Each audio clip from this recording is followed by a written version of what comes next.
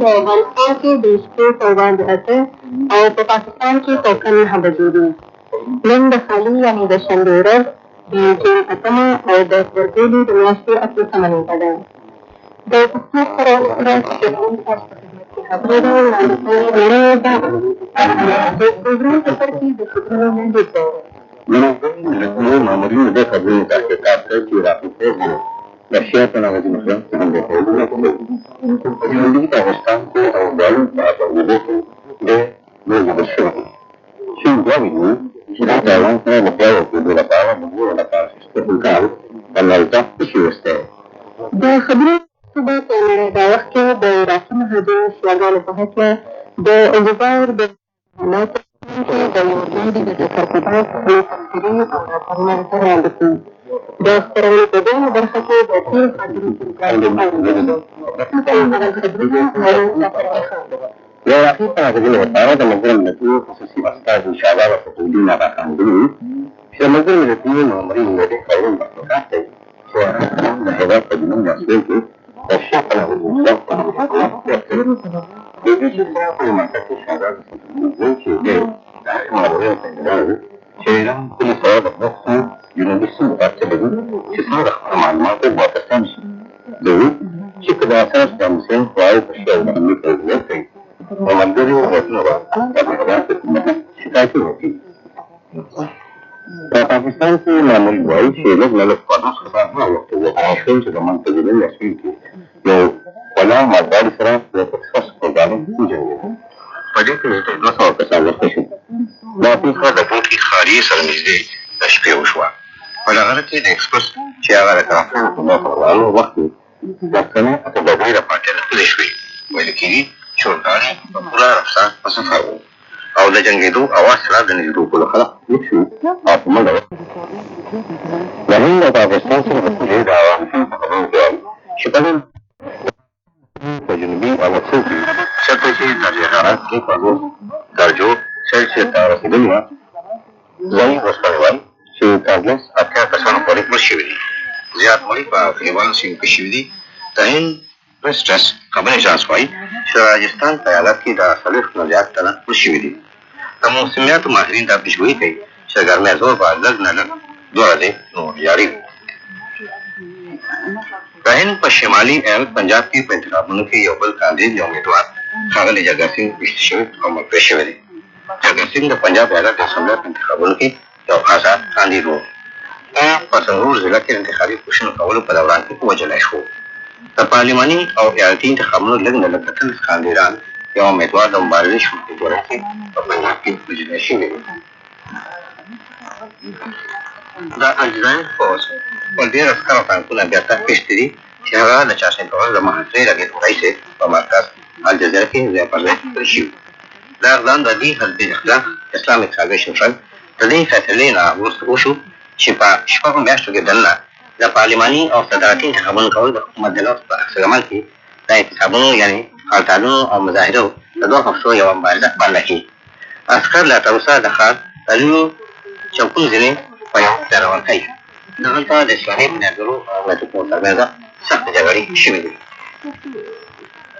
په کویت کې یو محکمې عدالت په اړه یعنې جمع د هغې ولس په مقدمو کې د هېواد د ریاست د قبلې په دوران کې عراقیانو سره په مصلحتي کېدو روغ و د مرګ خپله لومړی سزا راولېده. د کویت یو اوسېدونکي ادار چې هغه د هېواده وګرځولی شو د عراق د ملیشې په یو ټولګي کې د شاملېدو په سر په پانسۍ ورکولی شي. د عراق د ورختو نه مخکې د راګار د یو نګران په حیث د کویتي حکومت لپاره کار کړی و. 600 کسان د کویت د ماشاءالله د عدالت یا محکمې په وړاندې حاضرېږي. یو شمېر کسانو ته د مخکې نه د بنسټ سزاګانې ورکړل شوي دي. چین بیا په کلکه ویلي چې دا تایوان سره په امن په بیا یو کېدو ټینګ ولاړ دی. خو دا تر اوسه دا د زور د استعمال امکان له منځه نه شي وشلی. په یو سرکاري بیان کې وویل شوي چې د زور د کار اخیستو دمته په تایوان ټول نه وه، ولې په هر حال چې د تایوان لپاره ازادي غواړي. په بیان کې وویل شوي چې کمونېست ګوند ډېر په تیار دی چې د یو پیرو د خبرو لپاره یوه جرګه ولېږي او دا چې دا به په پیکین کې د ملت پرستې ډلې د لوړرتبه مامورینو په پیکین کې هرکلي د تایوان حکومت په یو کېدو د بحث کولو پیشکش کړی دی. په یوه جهله چې چین له 2% اخیستل وکړي. د کمبودیا صدراعظم ښاغلي هونسن د حزب مخالف د مشر شهزاده څخه د دې اعلان هرکلی کړی چې به په عالي شورا کې ګډون کوي چې هغه دا کوشش کوي چې باغیان حکومت د ملګرو ملتونو د عمل له متبیرانې خپلوۍ یو ځای ته راټول کړي. ښاغلي هونسن د شورا د یوې سمدستي غونډې لپاره د شهزاده غږ ومنل. شهزاده سیانوک ډېره ورځې مخکې د شورا په رئیس کېدو سلا شو چې وفاره مرستیال رئیس ښاغلي هونسن وي. خو دغه د ټول لوی مقاومتي ډلې خیمروچ رد کړل. شهزاده وایي چې دی به یو عام غړی قرار لري. خو ښاغلي هونسن وایي چې دی به تر اوسه دا خوښ وي چې هغه د شورا رئیس وي. افغان حکومت شمالي ښاریان قاجار د خارجي اقباچان وکړي چې هغه عادي د دوشنبې یعنې بل پرون د مجاهدینو چریکانو نه زیاته ونیوله. اقباچانو ته وویل شو چې دا د چریکانو لاسته ته ورتلو نه دا 2 هفتې نه زیات وخت وروسته د تندې جګړې نه پس بیا اخیستې شوې ده. خو په اقباچانو کې د بي بي سي خبریال چې د سختې جګړې کېدو لږه نښه علامه شته. ده وویل چې قاجار نږدې کلي تقریبا کوچې پراته دي. د ښاري د لښکرتوب ملازمش دا اصل کې قبضه شوی وه ځکه چې ځینې وخت کې ته مجاهدینو ته د غړېدو پیسې ورکړل شوې وې. مجاهدینو د حکومت د مخکنو دې بیانونو تایید کړی و چې ګنې دوی حکومت سره د پیسو د خبرې کېدو نه وروسته د قاجارانو ووتل. دا کوم خبرونه اوس د نړۍ د وخت پروګرام لومړی موضوع. د عراق یو ستر شیعه مشر آیت الله تقي مدرسي په تهران کې ویلي دي چې د عراق حکومت د ایران د پولې سره نږدې په دندنزار کې پراته په شیعه مهاجرو د پخوا نه محدودې حملې پیل کړي دي. ښاغلي مدرسي د عراق حکومت په دې هم تورن کړو چې په دې سیمه کې د مهاجرو پر ضد د کیمیاوي وسلو د په کار اخیستلو پلان لري. د بي بي سي د ختیځې څانګې فرانسس هریسن په دې هکله داسې راپور ورکړي. د بي بي سي د ژورنالست سره په مرکه کښې د عراق د شیر مسعود د اسلامي عمل ګوند مشر ښاغلی آیت الله مدرسي وویل چې د عراق پوځونو مخکې د مخکې نه د خیلي عراق د لندو سیمو په شیعه کډوالو باندې لږ عملیات پیل کړي دي. آیت الله مدرسي په عراق کښې د اسلامي انقلاب د عالي شورا غړی هم دی. دی وایي چې په دې سیمو کښې د شیعه کډوالو شمېر د 800,000 څخه نیولې او تر 1 میلیون پورې رسېږي. د کډوالو دا شمېر د ملګرو ملتونو د احصایې څخه زیات کېږي. ښاغلي آیت الله زیاتوي چې د عراق یو خپل پوځي ډلې په دې سیمو کښې د سترو عملیاتو لپاره منظم کړي دي. په لندن کښې د عراق د حکومت د مخالفو منابعو لخوا راپورټ ورکړل شوی دی چې د عراق حکومت د څو مودې راهیسې په دې سیمه کښې پوځیان ډېر کړي دي. د ملګرو ملتونو مقاماتو هم د لوی پوځي تیوري د خطر د امکاناتو په هکله اګاهي ورکړې ده. آیت الله مدرسي خپله ویره څرګنده کړه چې ښایي عراقیان کیمیاوي وسله په کار واچوي لکه څنګه چې پخوا یې د ایران عراق د جګړې په وخت کښې کیمیاوي غاز استعمال کړ. د اسلامي عمل ګوند مشر زیاته کړه چې هغه خلک چې د ایران او عراق په جنوبي پوله کښې په دې لندو او خاشو کښې پټ دي زیاتره یې د دې سیمې د شاوخوا قبیلې او ډېر خلک یې د بصرې، ناصرې او اماري د سیمې اوسېدونکي دي. ښاغلي آیت الله زیاته کړه چې د دې دلدلزار زیاتو اوسېدونکو د نورو سیمو کډوالو سره ځانونه ورکړي دي. و نړیوالې کمیټې ته په خپل وړاندیز کښې ښاغلي آیت الله غوښتنه وکړه چې د دې کډوالو سره باید چټکه مرسته وشي دا ځکه چې د صدام حسین لخوا تر نیغې ترټلو د خطر سره مخامخ دی. او اوس د ایران نه یا بل اسلامي ملک الجزایر په لوري. په الجزایر کې د اسلامي بنیادګرو لخوا پرون د مظاهرو د کاربندیو د کمپین د پای ته د رسولو اعلان نه وروستو حالات اوس په ښه کېدو دي. دوکانونه او ښوونځي پرانیستل شوي دي او د پایتخت الجزیره په لارو کوڅو کې د پوځ شمېره کمه کړل شوې ده. په الجزیره کې زموږ خبریال پیټر های په لارو کوڅو کې ګرځېدلی او په خپل راپور کې وایي ژوند بیا خپل عادي حالاتو ته راګرځېدلی دی. په سړکونو د موټرو بهیر راماتو، زیاتره دوکانونه او کاروبارونه روانو، د ښوونځیو او د پوهنتون محصلین خپلو صنفونو ته بېرته حاضر شوي وو. هغه ټانکونه چې د وزارتونو د ودانیو، پولیس سټېشنونو او په مهمو څلورلارو ودرول شوي وو د شپې لخوا لرې کړل شوي وو، ولې په لویه شمېره هغه څلورلارې کې اوس هم ولاړ وو چې د بنیادګرانو د پاڅون مرکز ګرځېدلي وو. د دې پاڅون په ناارامیو کې ډېره مطلوبه شوې وه او جمهور رئیس شاه جدید د اضطراري حالاتو د حکومت د برطرفۍ او د عامو انتخاباتو د ځنډولو اعلان کړی چې د دې میاشت په پای کې کېدونکي وو. د بنیادګرانو د مظاهرو دویم لوی مرکز د شهیدانو چوک و چې اوس د ټرافیک لپاره پرانیستل شوی دی. د لمر په ګرمۍ کې بویناک ښځلې او ډېران ځای په ځای انبار وو، ولې بعضې ځایونو کې دا راټوله کړل شوې او ځایونه پاک وینځل شوي وو. دا ښکاره ده چې پرون د اوچتې پایې کومه جوړجاړي اعلان شوې وه هغه عامو خلکو لپاره هم د اطمینان وړ خبره ګرځېدلې ده. دا جوړجاړي هغه وخت وشوه کله چې بنیادګرانو د عام کاربندۍ د پای ته د رسولو اعلان وکړو او نوي وزیر اعظم ښاغلي سید احمد غزالي وویل عام او صدارتي انتخابات د دې کال تر پای به کېږي. خو بیا هم ژوند به تر هغې عادي حالاتو ته بېرته نه ګرځي تر څو دوه نور شرایط هم نه وي پوره شوي. اول خو دا چې ښاغلي غزالي خپل نوي حکومت جوړول پای ته ورسوي. دا یو داسې پروسه ده چې د مطبوعاتو په وینا څو ورځې به نور هم وخت واخلي. دویمه دا چې اضطراري یا د محاصرې حالات دې له منځه یوړل شي او تر اوسه داسې نښې نه څرګندېږي وښایي دا کار به کله کېږي. او اوس د پروګرام یوه بله موضوع. نن او د ګل یعنې د دوشنبې په ورځ د امریکې په متحده ایالاتو کې د عراق سره په جنګ کې د بریالي کېدو جشن او خوشحالۍ کېږي. په دې لړ کې دوه لوی پریډونه یا رسم ګذشت په دوو لویو ښارونو کې د بینډ باجو او شیرشرو پټاخو سره به برابر جوړېږي. په دې دواړو به په میلیونو ډالره خرڅ کېږي. که څه هم امریکا د دې جنګ په ګټلو خوشحالۍ کوي ولې د امریکې حکومت ته اوس هم د سولې د راوستلو لپاره لوی مزل پاتې دی. د امریکې په معاملو یو ماهر ډیوډ ویلیس په دې هکله داسې تبصره کړې ده. عمرې پریډ یا رسم ګذشت نن په واشنګټن کې دی او بیا د دوشنبې اول په ورځ په نیویارک کې دی. د دواړو ترمنځ پوره ښکلی رقابت دی. دواړه به د یادونې له دواړه شروع کېږي او د چوترو پټاخو په ننداره به سرته رسي. دواړو کې به د امریکې قومندان جنرال ایچ نارمن شوارزکوف او یو پیټریوټ توغندی وي. واشنګټن د ملي فتحې د سرکاري خوشحالو د اجراات ادعا کوي. نیویارک وایي چې دا د روایتي خوشحالو ځایګی دی او دا چې واشنګټن د هرکلي پرپرستي نه لري او د چوترو پټاخو تماشې لږې دي. واشنګټن په جواب کې وایي چې تل د جمهور رئیس بوش وي اتیا 8,000 عسکر په لرغونو ټانکونه او دومره ډېرې فوجي جټ الوتکې به د سمندر پاسه پاسه رالوځي چې والله به د سلامتیا په سبب د ښار ملي هوایي اډه بندول وي. د نیویارک جواب دا دی چې 5,000 معاش کوونکي او زیاته عمده وسله لري. د نیویارک ښاروال اعلان وکړ چې د ګڼ او نه چې د واشنګټن ښار به د ټولو پارټیو مور وي. خو بیا هم څه تیاریانې دومره خوندنده نه وي. د امریکې سنا د شپږو په مقابله کې دوه نعمتونه دې خلاف ورکړي چې په واشنګټن کې د نورو اتحادیانو جګړو سره د چا جګړه وړلو ته پرېښودی شي. خو شام د شرګردۍ د مرستې پاکولو توان کړ. د پریډ بندوبست کوونکو دې سره اختلاف کار کړی چې د شام د اتحادیانو سره جنګېده. دوی دې جنډه به وړلې کېږي. د جنګ مخالفو ډلو پلیټونه په مادي پرسته او ځان ته د ترخوز وهلو په نوم وکږل او د غلو مظاهرو کولو نیت یې وکړ. د پاکستان په صوبه سند کې د ګوټکي سره د اورګاډي په ټکر کې تقریبا 50 خلک مړه او 200 نور ټپیان شوي دي. د پیښې د ځایه کتونکي وایي د تباه شوي اورګاډي نه مړي او ژوندي راویستل شوي او نور اورګاډي د یوې بلې پارټۍ له لارې ځي راځي. دا دی د اسلام آباد نه د لوستو صاحب راپور. د ګوټکي په اطرافي سیمه کښې پولیس د حالاتو په عادي کولو اخته دي. ګوټکي سټیشن د پاکستان په سهیلي سیمه کښې پروت دی چې نن سهار وختي یو ګړندی اورګاډي د بلې هغې معلومونکي اورګاډي سره ټکر شوه چې د ولاړې په حال کښې وه. وروسته د نورو اورګاډو د ګرځولو په مقصد چابک بل خط واچول شو. د پاکستان رسمي مقامات وایي چې د ټکر شوي اورګاډي څخه مړه ټپیان او ژوندي کسان راوایستل شول. ژغورل شوي ټپیان وزنو روغتونونو ته جوړ شول. د پاکستان حکومتي راډیو د خلکو څخه د وینې ورکولو غوښتنه وکړه او زیاته کړه چې د مړو کسانو د پېژندګلوۍ کار دوام لري. د پاکستان راډیو ویلي دي چې دوی ته د یوې کورنۍ 9 تنه مړه کسان په ګوته شوي. دا کسان د راولپنډي د یوه کلي اوسېدونکي وو چې خپل کور ته سفر کوه. دا چې د تیلګام اکسپرس د اورګاډي په پلان کښې د ګوټکي د سټیشن درېدل نه وه نو د مسافرو دا ګاډي په ډېر تېزۍ سره روانه وه.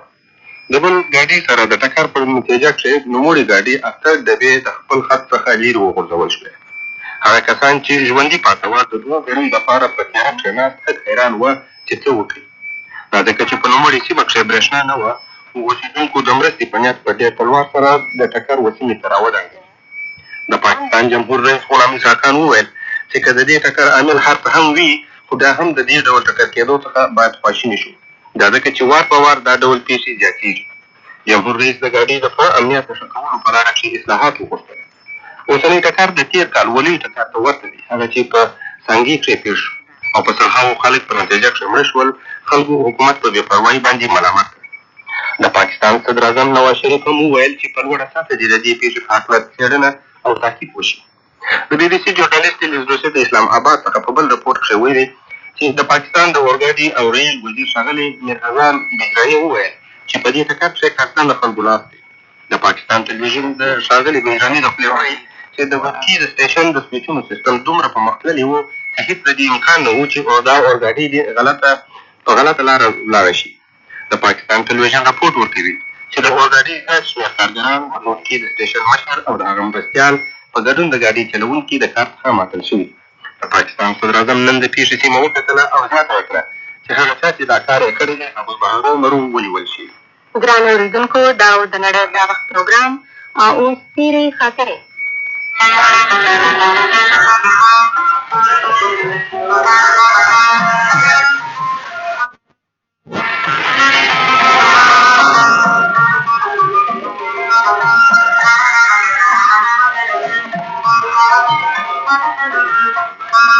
د تېرو خاطرو پروګرام. درنو او قدرمنو اورېدونکو، السلام علیکم.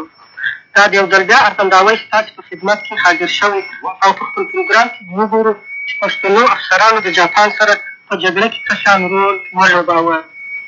په وروستۍ نړیواله جګړه کې جاپان د المان په طرفداري راپورته شو او په جنوب شرقي اسیا کې چې د انګلیس مستعمرې واقع شوې وې د حملې ویره وه. نو همدا وجه وه چې د هند برټانوي حکومت سنګاپور او ملیا ته خپل پوځیان بوتلل. په دې پوځیانو کې کرنل اسماعیل خان هم شامل و او په دې هکله وایي په سن 1940 زموږ برګېډ چې هلته ورسېدلو هلته د پرنګیانو سره هلته پورسېدو چې کالوني وه که نه سنګاپور سریلانکا کو د پرنګیانو دا د انګلیسیانو پلټنې هلته وې د هایلینډ رژمنټ یې وې ډېرې دې خواخوا. زموږ پوره برګېډ لاړ په شمال مشرق سرحد باندې د ملیشیا. هلته یو ریاست و چې ورته کیلانټن یې وې، هغه یو مسلمان سلطان و. نو هلته په هغه ریاست کې مونږ تعین شو چې هلته د ساحل دفاع وکړو. دا جاپان چې حمله وکړه نو هغوی حمله وکړه په 8 دسمبر په شپې باندې سن 1918.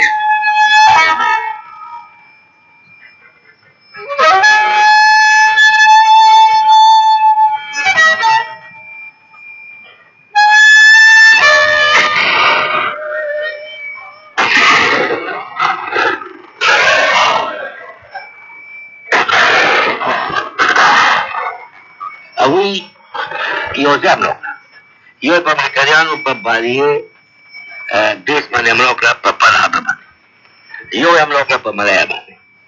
هغه نه بل هغوی د فرنچ انډوچاینې دوی په اتحاد باندې ونیوله د فرانسویانو په جنګ بیا ډېر ویتلل او هغوی بیا لاندې راغلل او موږ باندې حمله وکړه په شمال مشرق کوست باندې کوډباري وځای هغه باندې حمله وکړه چې موږ باندې او بل حمله وکړه په ایسټمس اف کرو باندې مرګري ارټیپیلیګو پاس ملایا پاس په ساحل باندې حمله وکړه د مشرق او راغلل په مغرب طرف ته. هلته بیا جنګ شروع کړه په زیاتې یو ځای دی پنینګ یو جزیره ده په ملایا کې شمال ملایا کې. هغه په شمال مغرب کې بیا حمله وکړه او هلته بیا جنګ شروع شو.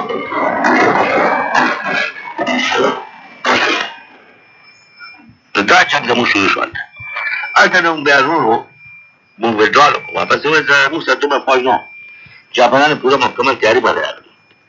هوایي جهاز جاپانیانو سره ایرفورس ډېر زیات و، موږ سره بالکل نه وو. نو موږ په خپلو په ځمکه باندې جنګ وکړو، په هوا باندې زموږ څه وکړو. لږ شان دی چې زموږ بهادرو هغوی په 3 کې جنګ کې ختم شو. کچان په ملایا کې لومړۍ حمله د جاپان په ګټه وه، ولې د دې جګړې په بل سکتور کې چې د برما ځنګلونه وه د پښتنو افسرانو په مشرتوب جاپاني پوځ ته سخت تاوان ورسېدی. په دې برخه کې د تورمردان جنرال وصال محمد خان وایي موږ ډېرې دغه وې په ټولو کې چې بیټر فایټینګ ما کړی دی په برما کې هغه میډسن برج هیډ و. هغې باندې جرنیل یو سکیم جوړ کړی جنرال فیسټینګ چې بیا چیف اف د امپیریل جنرال سټاف و د انګریزانو. نو هغه فرنټل اسالټ کو د ورځې نو ما خپل ټرمینل ته وویل وایي ګوره دا هیڅ ټیک نه دی، دا وایلیشن اف پرنسپلز اف وار دی په دې کې. همې ورته وښوده نو هغه وایي نه نه دا جرنیل جوړ کړی دی او ډېر قابل سړی دی او تجربه کار دی. نو وایي زه خو دا وایم چې تجربه کار دی قابل سړی دی خو دا تجویز ښه نه دی او دې ته به نقصان ډېره خطره ده. خیر چې هغه اټیک هغې وکړو بس بټالین و شویلي ریور کراسینګ یې کړو او جاپانیانو په ریور بیډ کې جاپانیانو او په منځ کې جزیرې وې نو په هغې کې هغې پې فایر وکړو.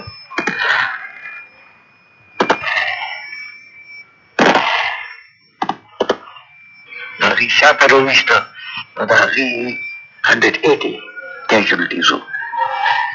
نو بیا د دې چې میټینګ شروع دی نو هغه بریګیډ کمانډر ته وایي چې داسې ما سره یو میجر دی ډېر تجربه کار دی په جنګل وارفیر کې هغه جنګل وارفیر انسټرکټر پاتې شوی هغه ماته دا وایي خو ما ته اعتبار نه کوم هغه ورته وایي چې هغه میجر ته ووایي چې ما ته سکیم جوړ کړي دا اټیک هغه سکیم ولې ما جوړ کړ په زمون پلټن ته وایي چې اټیک وکړي چې زمون پلټن اټیک کو تو کرنیل تمہاری ناپاشی تو هغه اٹیک ما وکړ هغه ډېر کامیاب شو دا فتلو ډېر معمولي کیژوالټیز شو هغه موږ کیپچر کړ ما ورته دا وایي چې یو فرنټل ریسالټ به نه کوې د فلینک نه به ځو دویم مې وایي چې اټیک کوئ نو ډیورنګ دی آورز اف د ورځې به نه کوئ چې کوم تاسو کوئ نو دغه دوه ریزنز وو چې موږ کامیاب شو نو په دې کې تاته څه عمل ملاو شو بیا دغلته هغې کاونټر اټیک وکړه په موږ باندې نو هغې کې پرسنل پریوي دپاره ما په ملیټري کراس راکړی شو که څه په ځمکنۍ جګړه کې د جنرال وصال محمد خان په شان نورو هم مقاومت وکړي ولې په سمندر کې دا مقاومت مؤثر نه و او د برټانیې دوې لوی جنګي بېړۍ غرق شوې او په دې برخه کې کرنل اسماعیل خان اشاره کوي او وایي انګلیسانو یو بیړۍ راغلې وه چې دې مشهور جهازونو په کې پرساویز ریپاس هغوی راغلل په مشرق ساحل طرف باندې د منې په مشرق باندې نو هغه پښتانو په کم از کم یو هفتې چې جنګ شروع یو هفتې نه پس هغوی باندې جاپانیان حمله وکړه په تمرینو سره او هوایي جهازونو سره هغوی دا څه وایي دا ایرکرافټ کیریرز پلینز د هغوی جهازونو هغوی دا دواړه جهازونه یې غرق کړل نو چرچل ډېر وارخطا شو که د په برطانیې کې ډېر کې مونږ هغه سپیچ یې واورېد د شپې وایي دا جهازونه غرق شو او زموږ جهازونه ډېر ښه جنګ وکړه لیکن دې نه دا معلومېږي چې دوی د جاپانیانو 27 جهازونه یې تباه کړي دا هوایي جهازونه نو زه ورځ کې هلک وم زه سیکنډ لیفټیننټ وم عمر یې 30 کالو عمر نو ما یې خوا چې دې دوه جهازونو باندې دوی داسې وارخطا دي ولې خیر کړې بیا وروسته خبر شوم چې دوه جهازه ډېر زبردست جهازونه وو د جاپان هوایي جهازونه د سمندري جهازونو سره د جګړې تر څنګ بمباري هم کول او حتی په وړو جزیرو کې هم بمونه غورځولي وو او په دې برخه کې د ترنګزو عبدالرحمن وایي او هغه ځای کې چې بیا خواري شو زما ځای رسېدلی سندیپ جزیره په هغې کې ما 3 میاشتې تېرې کړلې هغه ته واقع دا چې یو جز راغله د هغې نه بم پرېوته او هغه بم چې دی نو بیا د کلو خلکو مونږ لروله موږ په هغې نه پوهېږو چې دا په څنګه طریقه باندې چې دی د بم نه ځان خلاص کړو ما ته یو دسپانه یو لیپټون نوم یو سمیت نوم و د هغوی نه دې پوسټ کمانډر وم د هغوی نه مې راواخېسته چې دې سره څوک و د هغوی بېلچه راواخېسته یو طالب و هغې په خوا کې لویه کنده وښکله او په هغې کې مو بم کېښود او رسۍ مو بوره مو پکې ټوپ کړو موږ یې د مصیبت نه خلاص د جنګي الوتکو او نور وسلو په درلودلو سره جاپان برلاسه و او انګلیسي پوځ مجبور شو چې عقب نشیني وکړي کرنل اسماعیل خان هم د وډرا کېدلو خبرې کوي او وایي 400 میله لاندې سنګاپور موږ ورته نه وډرا نه موږ په لاره کې هر یو موږ باندې هر یو 8 میله 15 میله باندې موږ جګړه کوله د شپې به موږ تښتېدو واپس او سهار به ځانونه برابر کړه جاپان حملې لپاره نو 400 میله موږ وډرا کړې د روسو سنګاپور ته هغه وخت په سنګاپور کې تقریبا د انګلیسیانو 100,000 کسونه نو هلته بیا سنګاپور کې ورځم جنګ وکړو په دې خراب جنګ جاپانیان راغلي په جاپانیانو سره هوایي جهازونه موږ هغه جنګ وکړو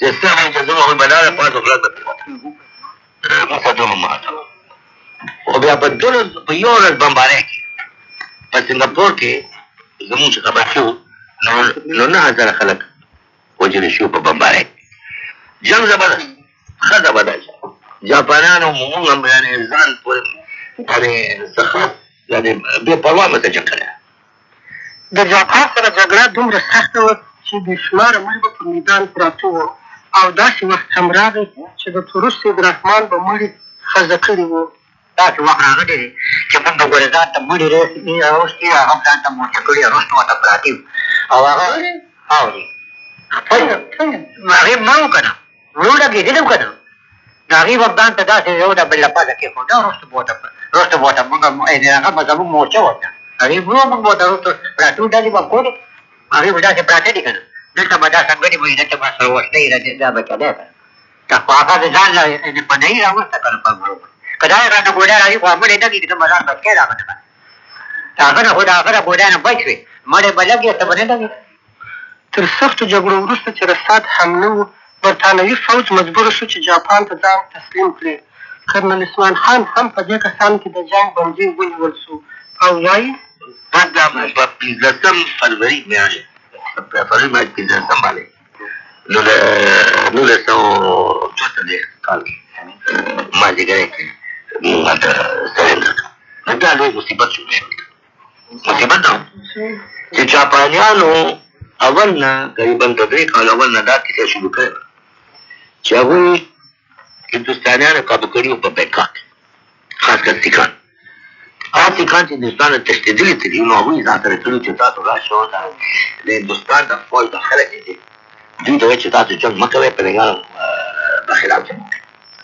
یو سیک کپتان و د فرست 14 پنجاب رجمنټ مون سنګ نوم هغه سره نیول شوي 2 پلټونه د پښتنو د یوسف سیان چې موږ چې هغوی سره شامل چې ونه شو نو هغوی موږ باندې ټوله څه سخته سختي کړو چې موږ باندې راباندې وکړه. کمپونه جوړ شو کانسنټریشن کمپونه جوړ شو زموږ سپایان به ورخوړل موږ به ورخوړل روټۍ زموږ راشن چې زموږ راشن کم و ډېر زیات زموږ سپایان چې به لاړل بهر پټین دپاره کار به یې کولو جاپانیانو دپاره دا هوایي جهاز وډې به یې جوړولې ورته سلمونه به یې ورته جوړول کورونه به یې ورته تباه کول. نو ما دا ټول ضرورتونه مو واخیستل خو موږ وایو چې موږ دوی سره جاپانیان سره شامل یو نه لیکن دواړو سیکان ټول ساتلي. درنو د زوکو زړه خاطرو پروګرام په همدې ځای پای ته رسي. تر بلې اونۍ اجازه غواړو. د خدای په امان.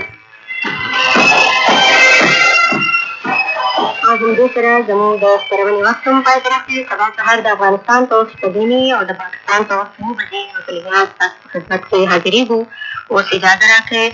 د خدای په امان او شپه مو په